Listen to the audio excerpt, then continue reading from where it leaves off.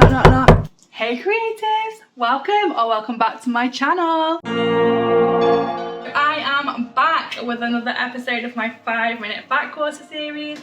This is where I show you some fun and fabulous Fat Quarter makes in a video that is 5 minutes or under. So today I'm going to show you how to make this really easy draught excluder slash doorstop slash could even heat it up and use it as a heat pack if you wanted to. Stick some lavender in there. It's a really versatile Fat Quarter project, this one, and what's even better is it only uses a single Fat Quarter. Really quick, really easy to make. You can make multiple of these for gifts. So without further ado, we're going to jump right in and get on with the video. Start that clock. So those of you that don't know, a Fat Quarter is 1/4 meter of fabric which are normally pre-cut into rectangles. So here in the UK, our traditional Fat Quarter is 19 inches by 22 inches. Those of you over the pond in the US, it's traditionally 18 by 22, so do note they are a little bit smaller. It shouldn't make a difference to your Fat Quarter project properly, it'll just make it a little bit wider. So the first thing we need to do is we need to split your Fat Quarter into 2 pieces.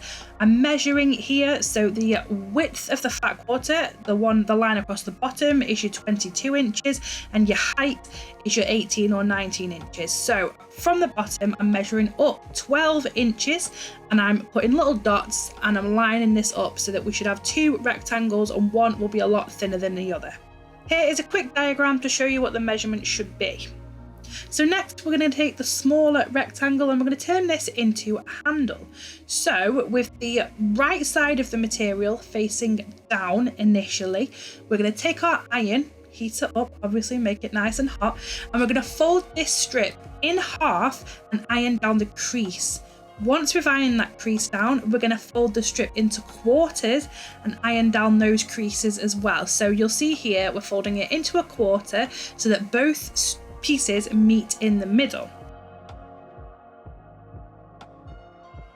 Now those ends are folded in and ironed, we're going to fold it in half again so it makes this nice thin strip, and what we're going to do is we're going to pin the open edge all the way across so that we can do a nice straight stitch and close that strap up. And once we've done that, we have a really nice neat strap. This is also a really good way to make straps for things like tote bags, makeup bags and toiletry bags.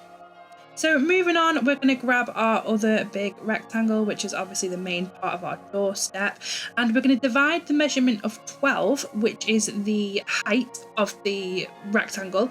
I'm going to divide this by 4 to find the placement of where our handle should be. So we're going to fold this whole piece of material in half. So to find half of the half, we need to find the quarter, if hopefully that makes sense as what you can see here. So the answer is 3. So I'm going to place that strap at 3 inches from the top of the material. As you can see here, the strap needs to be facing inwards. So the raw edge of the strap that we need to sew into the doorstop is going to be facing the outside or lay against the outside of the fabric. So here you can see, it's quite hard to explain that, but you can see that, and we're going to sew it in so that the straight stitch goes across all of it and sews the handle into the end.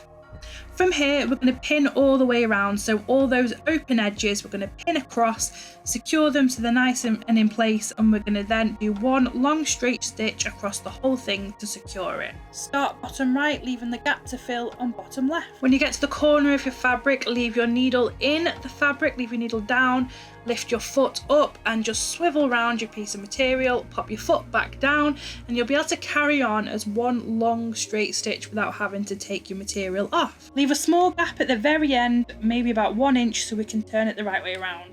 For a bit of extra detail, puff out the corners on the side where your handle is, flatten them the opposite way and sew across, and this will give us a bit of a flat edge.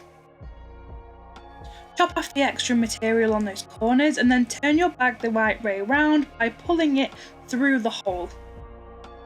So we're going to fill our doorstop with rice, but if you want this to be a heater pack, fill it with something like lavender. We've got rice everywhere and we're running out of time. Finally, fold the raw edges of your gap inwards and do a really small straight stitch to seal them up.